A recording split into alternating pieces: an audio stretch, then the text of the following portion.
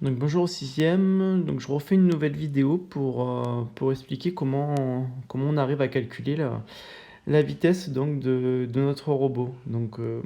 Alors je rappelle, déjà sur le Padlet SPC, on est sur le thème 2, donc on s'intéresse au mouvement et aux vitesses. Dans le cadre de la continuité pédagogique, j'ai fait un petit post-it où il y a plusieurs vidéos, hein, donc je vais mettre la vidéo de cette leçon-là, je vais la mettre tout à l'heure. Donc on s'intéresse à la vitesse donc, de ce robot. Donc pour trouver la vitesse de ce robot, j'ai besoin de deux paramètres.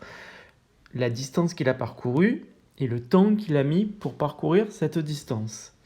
Et j'ai juste comme information cette vidéo-là. D'accord? Donc si vous la regardez tranquillement, à un moment donné, donc si je dois à un moment donné, vous allez voir, il va parcourir cette distance-là.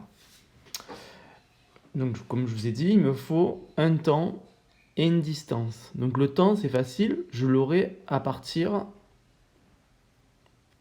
du chronomètre sur la vidéo. C'est-à-dire, je regarde le temps de départ, 1 minute 12, et je regarde le temps à l'arrivée de mon robot, 1 minute 20. Donc, je sais qu'il va mettre 8 secondes. D'accord?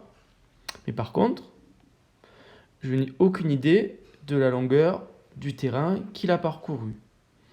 Je peux juste voir cette image-là, reporter la longueur du robot et me dire la longueur qu'il a fait là, le terrain qu'il a parcouru, elle est égale à 1, 2, 3, 4, 5 fois la longueur du robot. Mais ça ne me dit pas c'est la longueur du terrain puisque je ne connais pas la longueur du robot. Et la longueur du robot, je l'ai en fait à un moment donné sur la vidéo. On voit qu'il saute, et on le voit bien dans la vidéo, on voit qu'il saute un obstacle de 33 cm.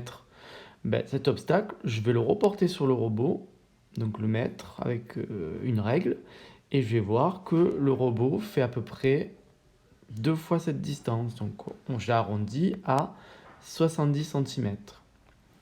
Et du coup, maintenant, je peux calculer la vitesse de mon robot.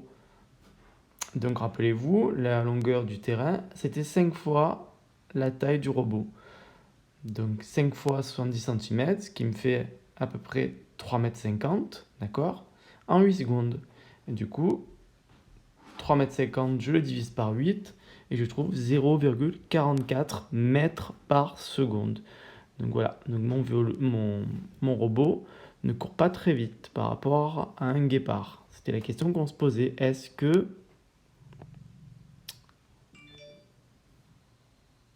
elle est là, voilà. Est-ce que le robot Cheetah, j'aurais pas très bien le prononcer, hein, court plus vite qu'un guépard? D'accord? Voilà. 0,47, c'est pas très rapide. Donc voilà. Bon voilà, j'espère que cette fois, avec cette vidéo, c'est un petit peu mieux. Voilà. Normalement, vous avez dû faire la carte mentale. Et normalement, vous avez fait la petite évaluation numérique sur Tactiléo. Voilà, je mettrai des notes prochainement, juste voilà, à titre d'info. Je vous remercie. Au revoir les sixièmes et aux parents. Merci beaucoup.